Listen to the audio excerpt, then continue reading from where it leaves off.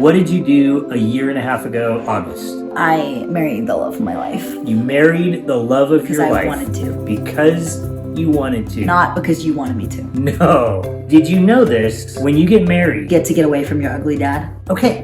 When you get married, I learned the hard way I cannot claim you as a dependent. You got married in August, and so I got no tax benefit for the entire calendar year. And that is my problem? No, it's just Exhibit A that you're rude. That's your opinion. I'm not European. I know. We're Polish. What else did you do a year and a half ago after you got married? You moved out. Yes. You literally moved in with your husband. Yeah, I did. Okay. First of all, I don't even want to know. Josh is amazing. We love Josh. How tall is Josh? He's 6'5". So 6'5". Not that you guys would ever do... I don't mind you having kids. It's just, you're my daughter. It's awkward. I know you're married. It's a weird time. It's a weird... I miss you. I miss seeing you around. At the same time, it's amazing to see what God has done with you, with Josh. So marriage is good. Yes. It's so good. What is something you've learned maybe about yourself since you've been married?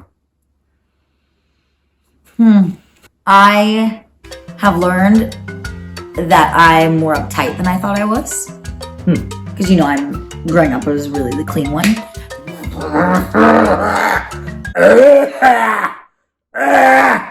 I am your daughter. Gosh, there's pollen in you are my daughter. I am not the cleanest person in the world. But you're also not the messiest. So there's that. There's this guy in South Madagascar. Ethiopia. Which is the southern part of Madagascar. He's messier than me. Yeah. I have learned... Wait, you're uptight about, you like things clean? Yes. That's awesome. Yeah. Is Josh clean? Careful. Is he gonna watch this? I don't know if he's gonna watch this. He's 6'5". He can do whatever he wants. He is clean. He doesn't mind clutter, and I hate clutter. There's a difference between clean and organized. I like being organized and clean. He likes being clean. He doesn't care about clutter or things piling up. That doesn't seem like his personality to me. I know. But what's funny is the one video that you and I did back 5-6 years ago that went viral.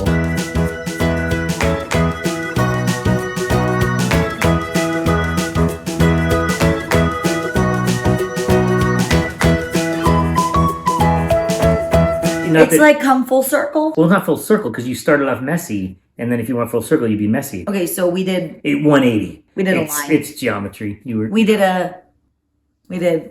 Walk like an Egyptian. All the things in the field, things ain't empty and bandy, don't you know? They rock it out, oh, oh. No? I don't want to get trademark infringements when I sing Bengals songs. What if you do? With somebody's... I didn't even know that was a football team. The Bengals. Until... Bengal, as in Bengal to eat. Not Bengals as in, give me your hand, darling. Do you feel the thing? If you don't know the words, just go real nasally. That's what I used to teach my vocal students. Do you feel the same? Talk about the Bengals. Maybe it's just me, but you can say almost anything in life. And get jiggy with it. I agree. When you do that, it just goes a little... Do you talk with your hands, or just me? Bengal tigers, they don't talk with them. You know why? They don't have thumbs. They have a thumb finger, it's just not. It's not... they have this, they just can't, move it. They can't be a Bengal. No. They could be a Bengal, but not a Bengal. They could never play, the bass banjo. guitar. So you got married at 19. I looked at it as, obviously, if it's the wrong guy... He's a murderer. He's a murderer. Which would make him the wrong guy. That's not a good guy. I saw it as a beautiful thing because we love Josh. Josh loves the Lord. You guys are serving at church. He had a great reputation at his church. When I tell people you got married at 19, I feel like I need to justify it. Yeah. And you say, oh no, but it's a good thing. As if surely something weird happened. Yeah. You ran off with a guy, you got pregnant or whatever. Yeah. So what about you? Did you get any weird stuff like that? Yes. They weren't rude about it and they weren't disrespectful. They just were confused. They were curious as to why. Around my age, friends, people in the church, they were happy for me, but I think there was jealousy. Ooh. I didn't think about that. Sure. I think there was some discontentment from with other people, and that's what caused them to be.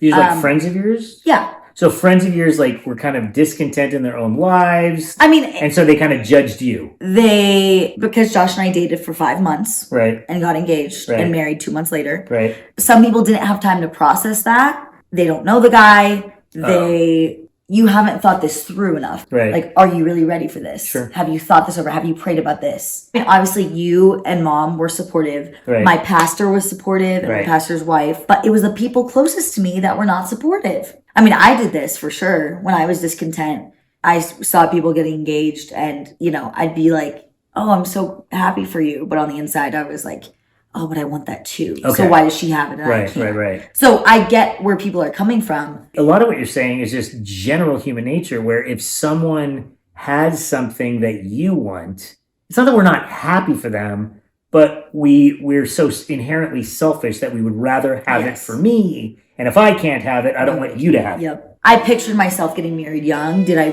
picture myself getting married at 19? No. But it just goes to show that the Lord's plan is so much better than what you had in mind. Right. I, with a clear conscience, could rejoice over your wedding. You were there that day, right? When you got married? Mhm. Yeah. So I gave a speech. I was all over the place crying and everything. Which is still the best wedding dad speech I've ever. Well, I'll let you And know. Josh agrees. That's kind of you to say. It was from the heart and from Detroit. Actually, I bought the speech. The wedding speech I gave, I bought it in yeah, Detroit. It was but not. it was expensive. Well, it was expensive. But it was like a suburb of Detroit, like Flint. Well, Okay, we were serious for a long time. We We were. did good. We did good. But what's interesting is like to hear your friends. Did anybody point you toward older, wiser counsel, or did they all just say that they knew best, or at least their concerns were valid? I genuinely do not remember somebody asking if you were okay with it or if my pastor was okay with it. I would encourage young people, as you're giving each other advice, that's awesome, but see the wisdom in people who are older, who have been walking with the Lord. I'm in my 50s. Oh my goodness, when I talk to people in their 60s, 70s, 80s, I treasure that. I look at how much I've grown in the last 20, 30 years. I would just encourage people your age and younger to like value the wisdom of the previous generation. And I would say I've just learned over the course of the last 2 years to not worry about what people say as much. I've learned to not be a people pleaser. Yeah. I used to be a really big one.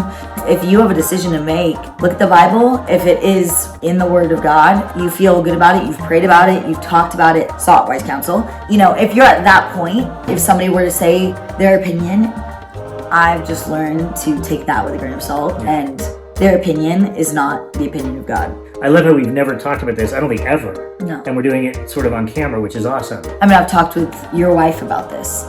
My wife. Yeah. You have one. Surprise. Go me. I know. That's A wrap. A wrap. A very good leafy one. A leafy one. Like a Artichoke dip maybe spinach on the wrap side. with artichoke dip on the side. So How do you like them apples? I I mean, them artichokes. dips and apples. And scene.